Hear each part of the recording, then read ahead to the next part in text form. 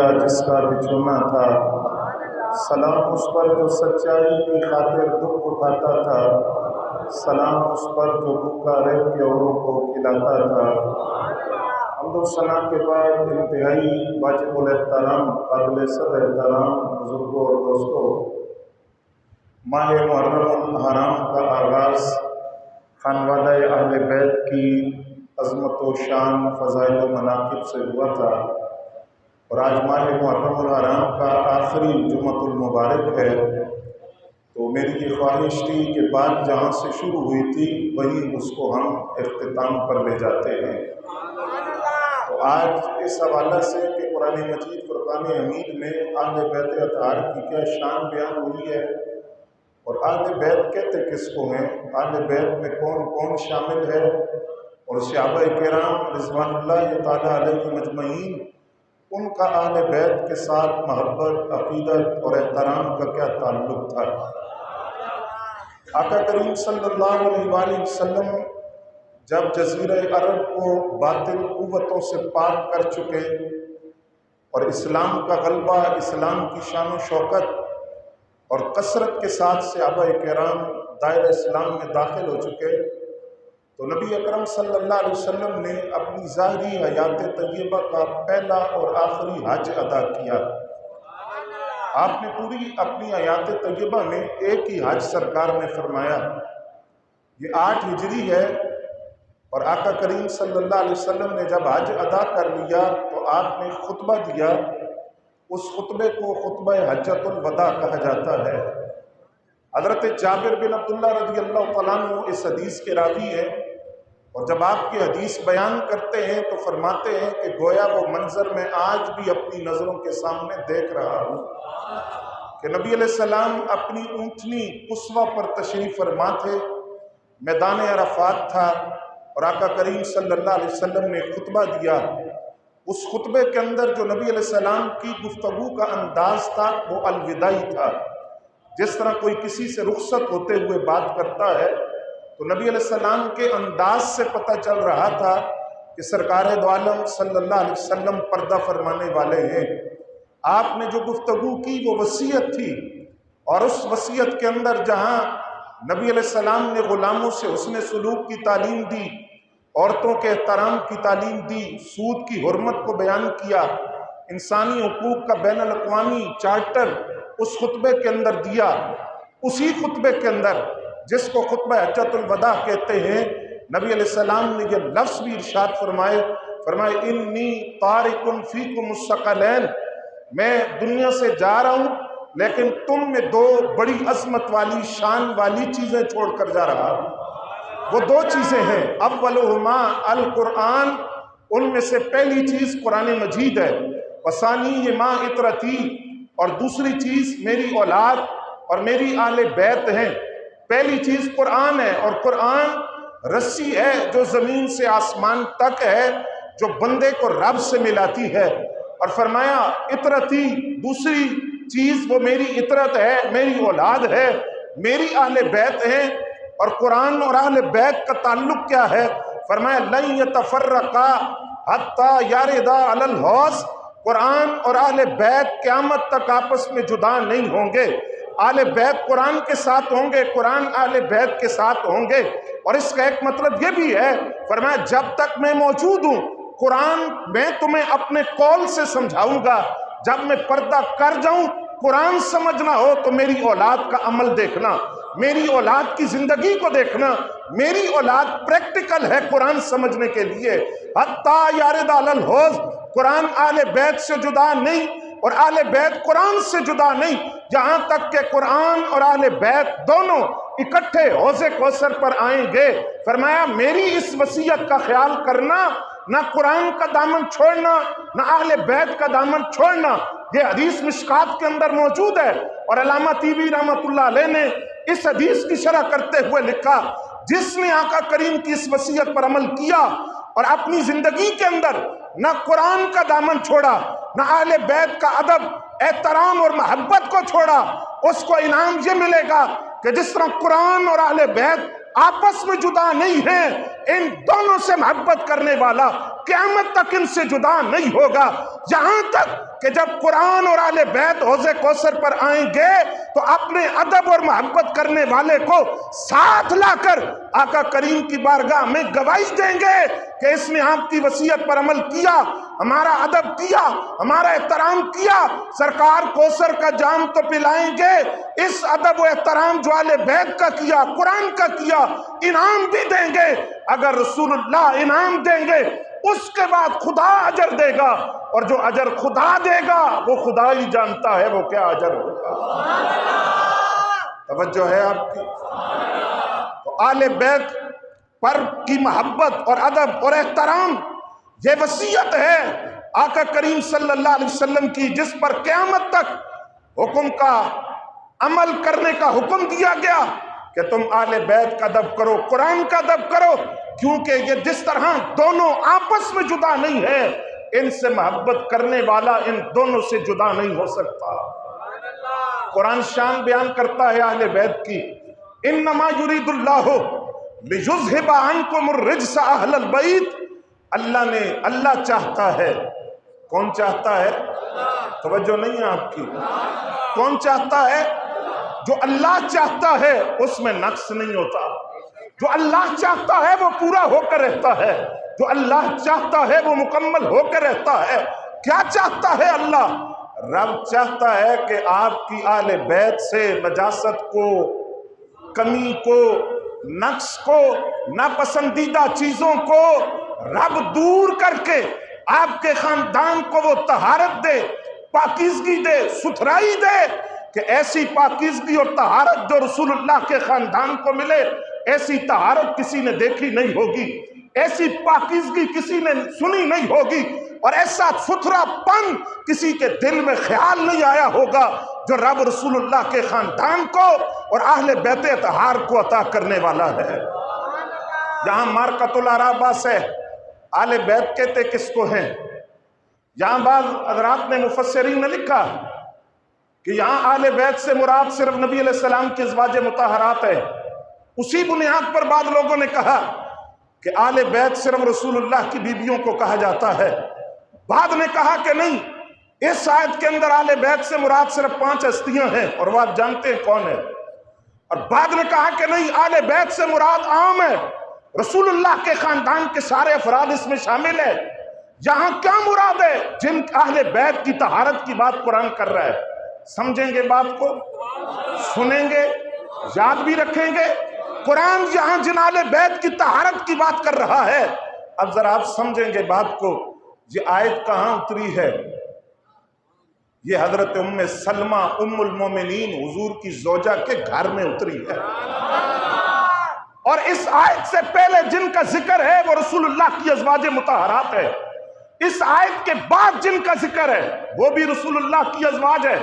قرآن کی آیت کے اندر جن کو اہل بیت کہا جا رہا ہے وہ رسول اللہ کی ازواج مطہرات ہے، لیکن اس کا یہ مطلب نہیں کہ سرکار کی بیویوں کے علاوہ کوئی اہل بیت میں شامل نہیں۔ جب قرآن کی آیت اتری تو سرکار نے فرمایا علی کو بلاؤ، اور پھر سیدہ فاطمہ کو بھی بلاؤ، اور پھر امام حسن کو بھی بلاؤ، اور پھر امام حسین پاک کو بھی بلاؤ۔ چاروں آگے تو سرکار نے اپنی چادر میں لیا۔ کس کی چادر؟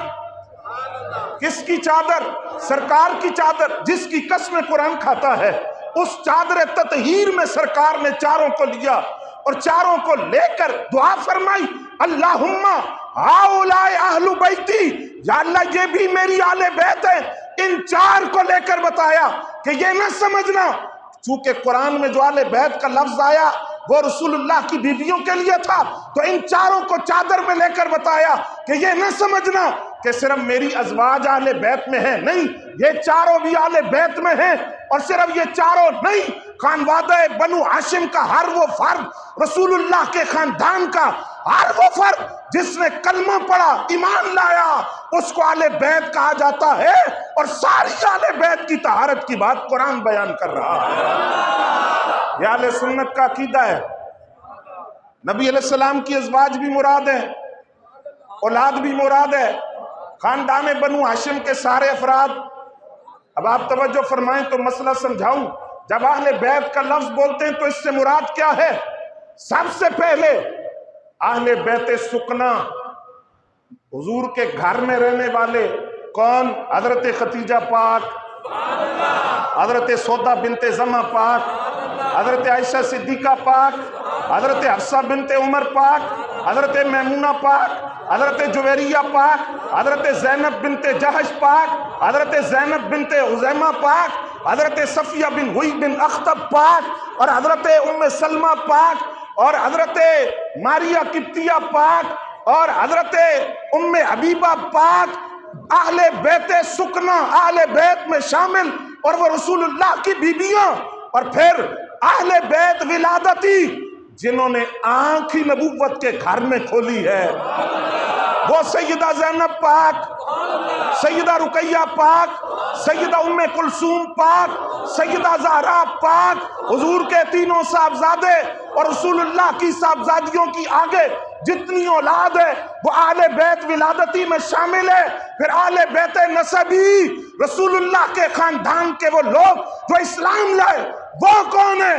وہ مولا علی کی اولاد، حضرت عقیل بن ابو طالب کی اولاد، حضرت جعفر بن ابو طالب کی اولاد، حضرت حارث کی اولاد، حضرت عباس کی اولاد.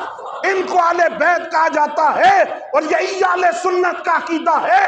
اہل بیت کے اندر رسول اللہ کی ساری ازواج بھی ہیں، اولاد بھی ہے، خاندان رسول کے وہ لوگ بھی ہیں جنہوں نے رسول اللہ کا کلمہ پڑھا ہے. اور قرآن ان سب کی طہارت کو، ستھرائی اور پاکیزگی کو بیان کر رہا ہے. اور پھر قرآن نے کہا قُلْ لَا أَسْأَلُكُمْ، اور تسی ناراض کر کے بھیجتا ہوا جائے ہی نہیں. توجہ ہے نا قرآن کی اگلی آیت، قُلْ لَا أَسْأَلُكُمْ عَلَيْهِ أَجْرًا إِلَّا الْمَوَدَّةَ فِي الْقُرْبَى.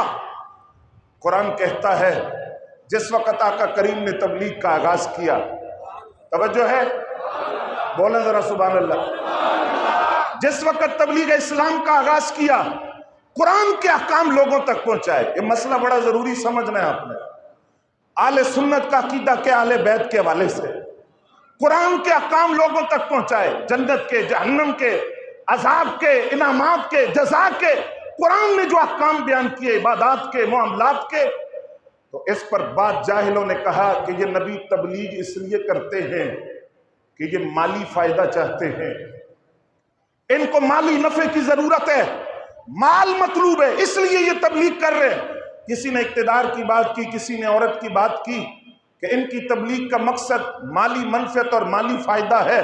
تو رب نے فرمایا قل، اے حبیب فرما دیجئے، قل لا اسألکم علیہ اجرا الا المودۃ فی القربى، میں تم سے تبلیغ اسلام پر کسی اجرت کا مطالبہ نہیں، بولے سارے، میں تم سے تبلیغ اسلام پر کسی اجرت کا مطالبہ نہیں کرتا، الا المودۃ فی القربى، سوائے اس کے کہ میرے رشتہ داروں سے محبت کرو. ہاں، ایک باپ تم سے تبلیغ اسلام میں یہ ضرور طلب کرتا ہوں، مجھے مال کی ضرورت نہیں ہے، اقتدار نہیں چاہیے. اگر تبلیغ اسلام کے صلہ میں تم مجھے کچھ دینا چاہتے ہو تو کیا کرو؟ میرے قرابت داروں سے محبت کرو. اب اس کے دو معنی ہیں، سمجھیں گے؟ ایک معنی یہ ہے کہ قریش کا کوئی قبیلہ ایسا نہیں تھا جس میں سرکار کی رشتہ داری نہ ہو. ان قریش کے قبیلوں سے کہا کہ اپنی قرابت داری کا ہی خیال کرو، تم حضور کے رشتہ دار ہو، لہٰذا ان کو پریشان نہ کرو، روڑے نہ اٹکاؤ، تنگ نہ کرو، اذیت نہ دو. ایک معنی یہ. دوسرا معنی کہ رسول اللہ کے رشتہ داروں سے محبت کرنے کی ترغیب دی گئی کہ حضور کے رشتہ داروں سے محبت کرو. وہ کون رشتہ دار ہیں؟ جب قرآن کی آیت اتری تو حضرت عبداللہ ابن عباس ترجمان القرآن، آپ فرماتے ہیں آقا کریم سے صحابہ نے پوچھا حضور یہ قرابت دار کون ہیں جن کے بارے میں قرآن کہتا ہے کہ تبلیغ اسلام کے بدلے میں اگر مجھے کچھ دینا چاہتے ہو، اجرت نہیں مانگتا، مال نہیں مانگتا، ایک چیز تم سے طلب کرتا ہوں کہ میرے رشتہ داروں سے محبت کرو. حضور وہ کون ہے؟ توجہ نہیں آپ کی. وہ کون ہے؟ فرمایا وہ چار ہیں. کتنے؟ چار ہیں. وہ علی ہیں، وہ فاطمہ ہیں، وہ حسن ہے اور وہ حسین ہے، ان چار کی محبت قرآن مانگ رہا ہے۔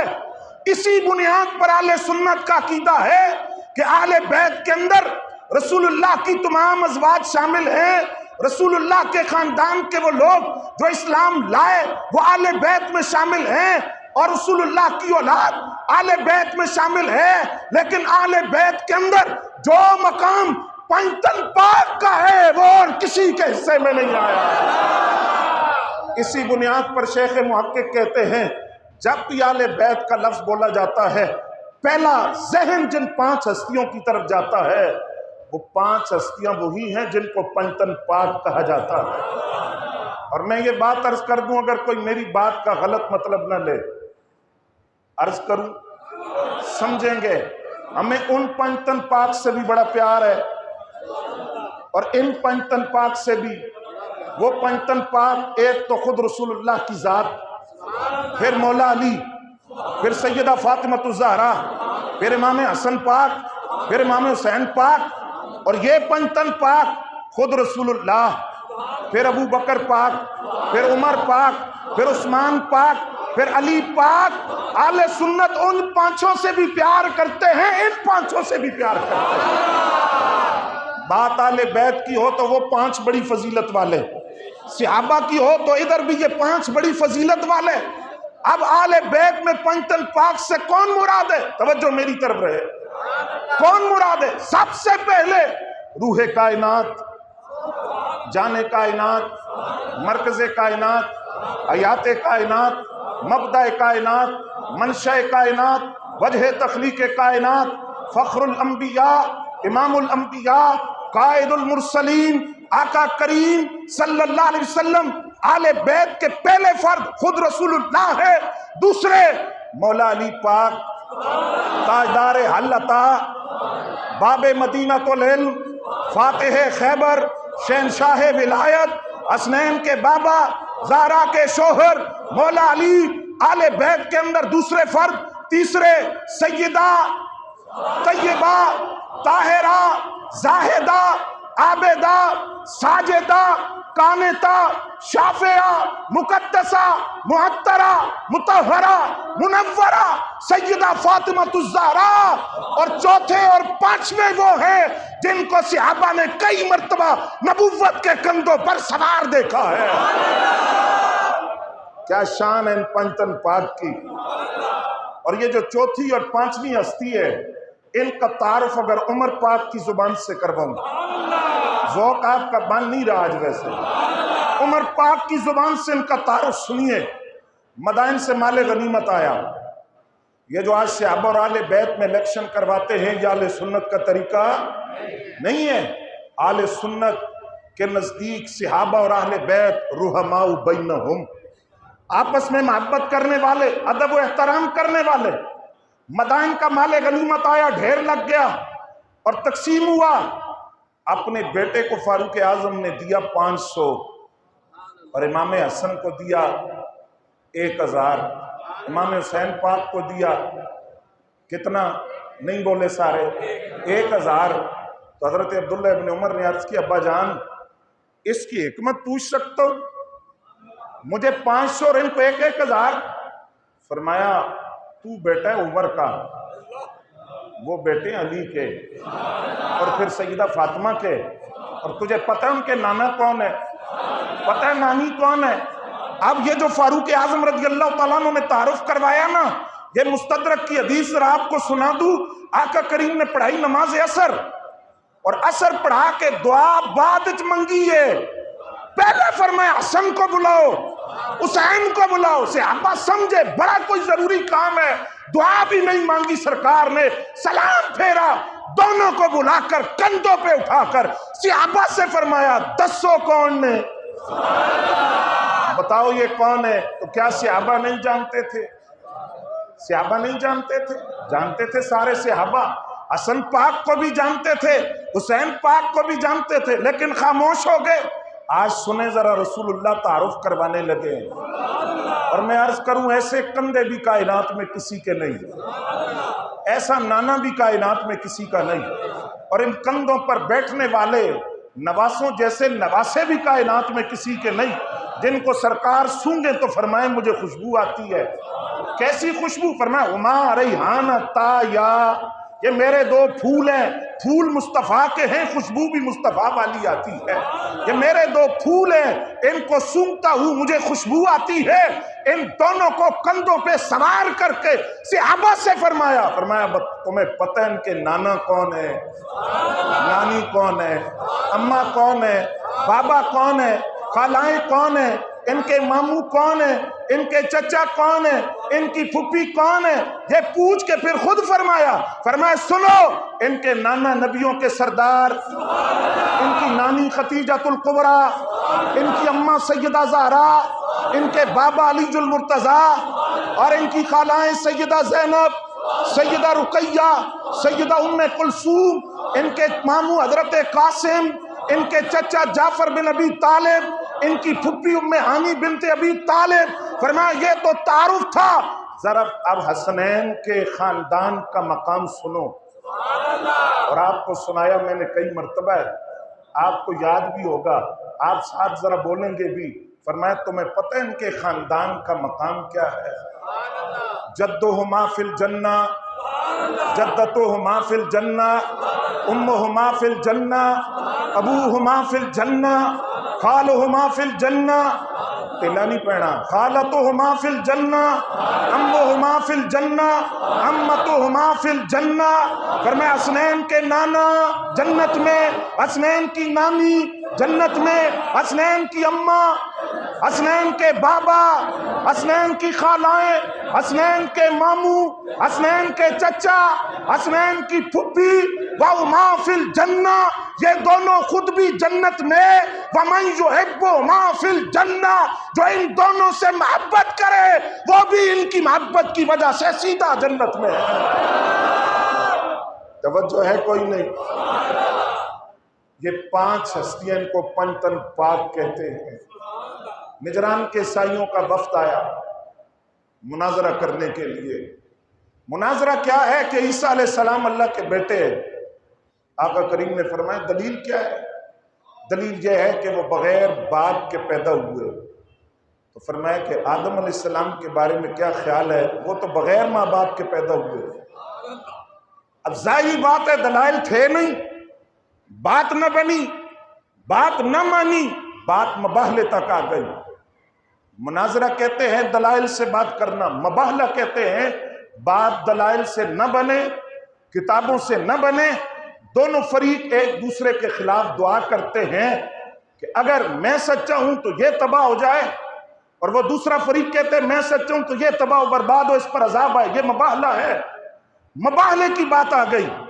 قرآن نے کہا حبیب آپ خود بھی آئے، اپنے بیٹوں کو بھی لائیں، اپنی بیٹیوں عورتوں کو بھی لائیں، اور ان عیسائیوں سے کہا تم بھی آؤ، اپنی عورتیں بھی لاؤ اور اپنے بیٹے بھی لاؤ، ایک دوسرے کے خلاف دعا ہوگی، جس کی دعا قبول ہو گئی وہ سچا۔ اب ذرا منظر آپ کو دکھانا ہے، لیکن آپ تصور کریں گے کہ قرآن نے کہا کہ حبیب اپنے بیٹوں کو لاؤ، تو سرکار نے فرمایا علی کو بلاؤ، امام حسن کو بلاؤ، امام حسین پاک کو بلاؤ۔ حبیب خود بھی آئیں، سرکار خود بھی آئے، اپنے بیٹوں کو بھی بلائیں، تو مولا علی کو بھی بلایا، اور امام حسن امام حسین پاک، اور کہا اپنی عورتوں کو بھی لائیں، تو سیدہ زہرا پاک کو بلایا۔ بات کو تکلیف ہوئی بڑی، انہوں نے کہا دیکھو جی ثابت ہو گیا سرکار کی اور کوئی بیٹی نہیں تھی، ہوتی تو سرکار ساتھ لاتے۔ عقل کے اندر کبھی تاریخ بھی کھول کے پڑھا کرو، حضور کی تینوں بیٹیوں کا اس وقت وصال ہو چکا تھا، صرف سیدہ زہرا پاک موجود تھی، ان کو سرکار ساتھ لائے۔ اب یہ پنجتن پاک چلے، اور ان کا چلنا بھی کمال تھا۔ کیوں؟ اس لیے کہ جب نجران کے سائیوں نے دیکھا، ان کا جو بڑا پادری تھا اس نے باقیوں سے کہا میری بات مانو، یہ مباہلہ شباہلہ چھوڑو۔ پوچھا کیوں؟ مباہلہ کیوں چھوڑے؟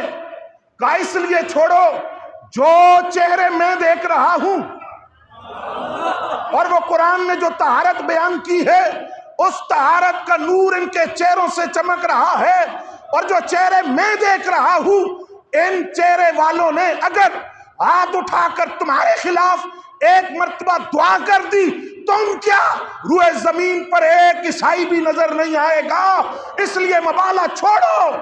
اور ان سے اور کوئی بات کرتے ہیں، مبالہ ہوا تو روئے زمین پہ کوئی عیسائی باقی، ان کے چہرے بتاتے ہیں ان کی دعا میں اتنی تاثیر ہے، روئے زمین سے عیسائیوں کا نام و نشان مٹ جائے گا۔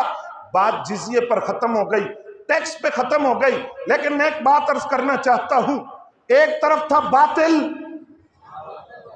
آج یزید کا سر دھونے والے بھی بہت ہیں، ایک طرف تھا باطل، دنیا عیسائیت عیسیٰ علیہ السلام کو خدا کا بیٹا کہنے والے، اور آقا کریم نے ان کے مقابلے میں چار کو کھڑا کر کے بتایا باطل جب بھی اٹھے گا اور اس کے مقابلے میں یہ چار آئیں تو حق یہ ہوگا، حق پر یہ چار کہلائیں گے، حق پر یہ چار ڈٹے ہوئے ہوں گے، حق پر یہ چار کھڑے ہوں گے۔ اور یہ بھی اعلان کیا باطل کے مقابلے میں حسن آئیں، حسین آئیں، علی آئیں، فاطمہ آئیں، جب یہ باطل کے مقابلے میں آئیں تو اصل میں یہ نہیں آئے، خود محمد عربی باطل کے مقابلے میں کھڑے ہوں۔ آپ صحابہ کرام، آپ سے سوال ہے، جواب آپ دیں گے توجہ فرماتے ہوئے۔ سوال یہ ہے، آج صدیوں بعد ہم نے اہل بیت کا مقام سنا، آپ نے علماء سے سنا، کتابوں میں پڑھا، اہل بیت سے عقیدت ہے یا نہیں؟ سارے بولے، سارے نہیں بولے۔ اہل بیت کا ادب بھی ہے، اہل بیت کے احترام بھی ہے، اہل بیت سے عشق بھی ہے، اہل بیت کی غلامی کا پٹا بھی گلے میں ہے، اہل بیت کے ساتھ محبت بھی ہے۔ تو میں سوال یہ کرنا چاہتا ہوں، آج صدیوں بعد اگر ہم سن کر یا پڑھ کر اہل بیت سے اتنی محبت کرتے ہیں تو وہ صحابہ جنہوں نے خود اپنے کانوں سے ڈائریکٹ زبان رسول سے اہل بیت کا مقام سنا، اور جنہوں نے سیدہ زہرا کے ساتھ حضور کی عقیدتوں کو دیکھا، جنہوں نے اپنی آنکھوں سے سرکار کو سیدہ زہرا پاک کے آنے پر اٹھ کر کھڑا ہوتے ہوئے دیکھا، اور جنہوں نے ڈائریکٹ زبان رسول سے سنا فاطمہ تم بدا تم منی، فاطمہ میرے جگر کا ٹکڑا ہے، اور جنہوں نے مولا علی کا ہاتھ رسول اللہ کے ہاتھ میں دیکھا، اور جنہوں نے مولا علی کو حضور کی آغوش میں دیکھا، اور جنہوں نے حضور کا لعاب دہن مولا علی کی زبان پہ جاتے ہوئے دیکھا، اور جنہوں نے امام حسن اور امام علی مقام کو رسول اللہ کے کندھوں اور سینے پر دیکھا، ان صحابہ کی عقیدتوں اور محبتوں کا عالم کیا ہوگا یہ خدا جانتا ہے یا مصطفیٰ جانتے ہیں۔ حضرت سیدنا صدیق اکبر رضی اللہ تعالیٰ عنہ فرماتے ہیں مجھے اپنی رشتہ داروں سے اتنی محبت نہیں ہے، یہ بات کرنا آسان نہیں ہے، مجھے اپنے رشتہ داروں سے اتنی محبت نہیں ہے، اور یہ بات آپ نے کب کی اور اس کی راویہ کون ہے؟ خود سیدہ عائشہ پاک اس کی راویہ ہیں، کہتی ہیں مولا علی حضرت صدیق اکبر سے ملنے کے لیے آئے، بات ہو رہی تھی، بات میں حضرت علی نے اپنی قرابت داری حضور سے یاد دلائی کہ میں سرکار کا داماد ہوں، مجھے حضور سے رشتہ داری ہے، اور نبی اکرم صلی اللہ علیہ وسلم کی نسب کا سلسلہ مجھ سے اور زہرا سے آگے چلا ہے۔ اس بات کو سن کر صدیق اکبر روئے، اور روتے ہوئے فرمایا علی خدا کی قسم ہے مجھے اپنے رشتہ داروں سے محبت کرنا اتنا پسند نہیں جتنا حضور کے رشتہ داروں سے محبت کرنا پسند ہے، مجھے اپنے رشتہ داروں سے صلہ رحمی کرنا اتنا پسند نہیں ہے جتنا حضور کے رشتہ داروں سے صلہ رحمی کرنا پسند ہے۔ اور اس کی وجہ سرکار نے حضرت ابو بکر صدیق نے کیا بیان کی، فرمایا اس لیے کہ جب ہم اہل بیت کا ادب کرتے ہیں تو اہل بیت کو نہیں دیکھتے، ذات رسول کو دیکھتے ہیں، اور یہ دیکھتے ہیں اولاد کس کی ہے، بیویاں کس کی ہے، خاندان کس کا ہے۔ اہل بیت کا ادب کرتے ہوئے ہم ذات رسول کو پیش نظر رکھتے ہیں۔ پھر یہ صدیق اکبر ہیں، ٹکٹکی باندھ کر مولا علی کا چہرہ دیکھتے ہیں۔ حضرت سیدہ عائشہ پاک نے اپنے ابا جان سے پوچھ ہی لیا اس کی حکمت کیا ہے، بڑی کثرت سے آپ مولا علی کا چہرہ دیکھتے ہیں۔ فرمایا بیٹی کیوں نہ دیکھوں، میں نے رسول اللہ کی زبان اقدس سے سنا ان نظر الی وجہ علی عبادت، علی کے چہرے کی طرف دیکھنا بھی عبادت ہے۔ اچھا یہاں ایک محدثین نے حکمت بھی بیان کر دی، حکمت کیا ہے؟ علی کے چہرے کی طرف دیکھنا عبادت، حکمت کیا ہے؟ فرماتے ہیں حکمت یہ ہے علی نے نگاہ کھول کر دنیا میں آتے ہی ولادت کے بعد جو پہلا چہرہ دیکھا تھا وہ چہرہ مصطفیٰ تھا۔ اس کا اعزاز ہے کہ قیامت تک جو علی کا چہرہ دیکھے گا، چہرہ دیکھنا عبادت قرار پایا۔ اور پھر حضرت فاروق اعظم ہیں، دروازے پر امام حسن آتے ہیں، سگا بیٹا عبداللہ ابن عمر دروازے پہ کھڑے ہیں، پوچھا ابا جان کدھر ہے؟ کہا اندر میٹنگ ہو رہی ہے، اجازت مانگی تھی اجازت نہیں ملی۔ تو امام حسن فرماتے ہیں میں سوچنے لگا سگا پتر ہے، اس کو اجازت نہیں تو میرا مسئلہ تو بعد کا ہے۔ امام حسن واپس چلے گئے۔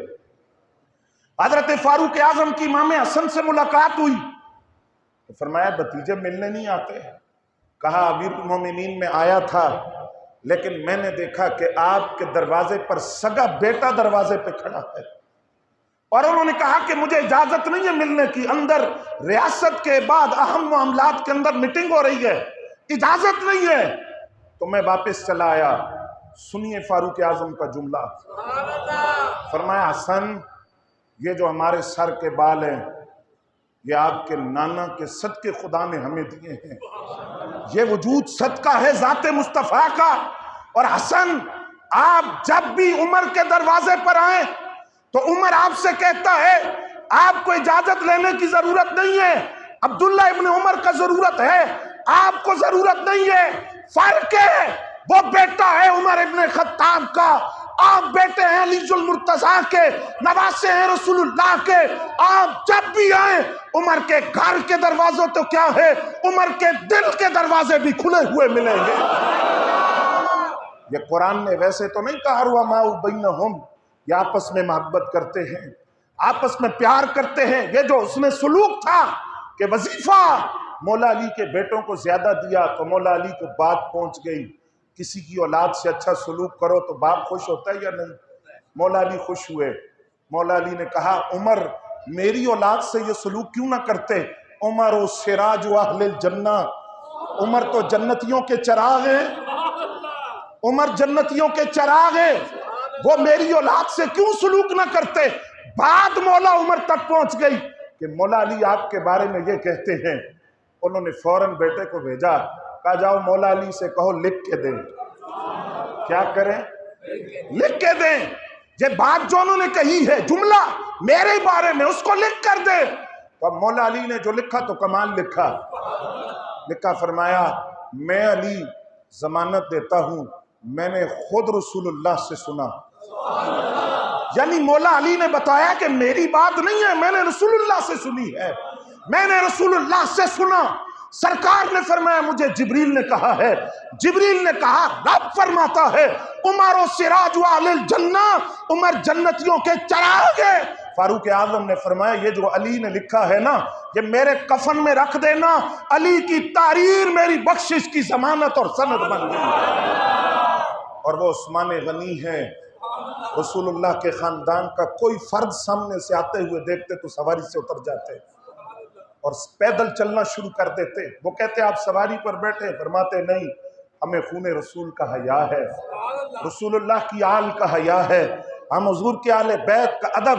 اور یہ عثمان غنی ہیں جو مولا علی کے نکاح کے لیے تحفے دے رہے ہیں، رقم دے رہے ہیں، انتظام کر رہے ہیں۔ صحابہ، وہ صحابہ، آخری بات اور بات ختم، کاش کہ یہ بات آج ہمیں سمجھ آ جائے۔ حضرت ابو ہریرہ رضی اللہ تعالیٰ عنہ جنازہ پڑھ رہے ہیں ایک عورت کا، ایک مرد کا جنازہ بھی آ گیا، فرمایا رکھو۔ اب حضرت ابو ہریرہ رضی اللہ تعالیٰ عنہ اور اس عورت کے جنازے کے درمیان اس مرد کا جنازہ بھی پڑھا ہے۔ جنازہ ہو گیا، امام حسین پاک کی عمر کم تھی، بچپنا تھا، چلے تو مشکل ہوئی، پاؤں سے مٹی لگ گئی۔ حضرت سیدنا ابو ہریرہ نے اپنی چادر کے پلو سے، کس کی چادر؟ 6000 حدیثوں کا حافظ، زبانی 6000 حدیثیں جس کو یاد تھی، رسول اللہ صلی اللہ علیہ وسلم کے صحابی حضرت ابو ہریرہ، اور چادر اتار کے چادر کے پلو سے یہ عمل کر کے بتایا بک بک نہ کرنا، صحابہ اہل بیت سے جدا اور اہل بیت صحابہ سے جدا، اور اہل سنت کی خوش قسمتی ہے ہمیں اہل بیت سے بھی پیار ہے اور صحابہ سے بھی پیار ہے، اسی لیے تو ہمارا بیڑا پار ہے۔ چادر کے پلو سے امام حسین پاک کے پاؤں صاف کیے، انہوں نے کہا چچا یہ کیا کر رہے ہیں؟ چادر سے پاؤں صاف کر رہے ہیں۔ فرمایا بھتیجے خاموش رہو، تمہارا وہ مقام جو میں جانتا ہوں، اگر دنیا والوں کو پتہ چلے تو قیامت تک تمہیں اپنی گردنوں سے نیچے نہ اتارے، قیامت تک کندھوں پر اٹھا کر پھرتے رہے۔ حضرات گرامی قدر، اس اہل بیت کے ایک وصف تھا، ان کے دروازوں پر جو مجبور آیا، لاچار آیا، منگتا آیا، سائل آیا، کبھی خالی واپس، تو اہل بیت کی محبت کا تقاضا سمجھ کر آج دل خون کے آنسو رو رہا ہے۔ اس وقت 75% پاکستان پانی میں ڈوبا ہوا ہے، آپ اندازہ نہیں کر سکتے، کیونکہ ہمارے میڈیا کو کل ہوش آیا ہے اور سیاستدان ابھی بھی ہوش میں نہیں آئے۔ 1000 سے زائد لوگ اس وقت موت کے منہ میں جا چکے ہیں۔ خیبر پختونخوا کے کئی علاقے ڈوبے ہوئے ہیں، کوئٹہ ڈوبا ہوا ہے اور جنوبی پنجاب ڈوبا ہوا ہے، سندھ اندرون ڈوبا ہوا ہے، بے گھر ہیں لوگ، جانور مر گئے، ان کے گھروں کی چھتیں گر گئی ہیں، بیماریاں پھیل رہی ہیں، اور وہ سہارا تلاش کر رہے ہیں۔ اور سہارا کون بنے گا؟ ہم بنیں گے، مسلمان جس میں واحد کی مانند ہیں۔ اس درد کو محسوس کریں، کیونکہ خدا نہ کرے وہ وقت ہم پہ بھی کل آ سکتا ہے۔ اس لیے آپ رات دل کھول کے مدد کیجئے۔ کیسے کریں؟ اس وقت جو ہماری تنظیمات وہاں موجود ہیں، میں نام لے لیتا ہوں چند تنظیمات کے۔ دعوت اسلامی، بڑا مضبوط نیٹ ورک ہے دعوت اسلامی کا، ان کے ہزاروں کارکن اس وقت وہاں موجود ہے۔ دعوت اسلامی کے ذمہ داران سے رابطہ کر کے ان حضرات کے لیے خیموں کی ضرورت ہے، خوراک کی ضرورت ہے، صاف پانی کی ضرورت ہے، ان کی مدد کیجیے۔ پھر تحریک لبیک پاکستان کے ہزاروں کارکنان اس وقت وہاں موجود ہے۔ خود حافظ سعد رضوی صاحب پچھلے 2-3 دن سے سیلاب زدہ علاقوں میں ہیں۔ مصطفی تحریک جن کے ساتھ میرا رابطہ ہے، اگر میرے ذریعے آپ دینا چاہیں تو مصطفی تحریک سے میں رابطے میں ہوں، ان کے ہزاروں کارکنان اس وقت سیلاب زدہ علاقوں میں موجود ہے۔ اس درد کو اپنی ذات پر محسوس کر کے سوچے کہ وہ لوگ اس وقت کس قدر تکلیف کی گھڑی میں ہیں، اور یہ دعا بھی مانگے۔ وہ ایک بچے کی اذان ہے، میں نے اس کو اپنے پیج پہ شیئر کیا ہے، میڈیا بھی دکھا رہا ہے، بچہ سیلاب میں چھوٹا سا بچہ اذان دے رہا ہے۔ وہ اذان اصل میں بے حس حکمرانوں اور سیاستدانوں کے دلوں پر دستک ہے کہ تمہیں حکمران کرسی کا کھیل منانے کے لیے نہیں بنایا گیا، عوام کا درد سمجھو، چیخیں سمجھو، ورنہ کل خدا کو جواب دینا مشکل ہو جائے گا۔ وما علینا الا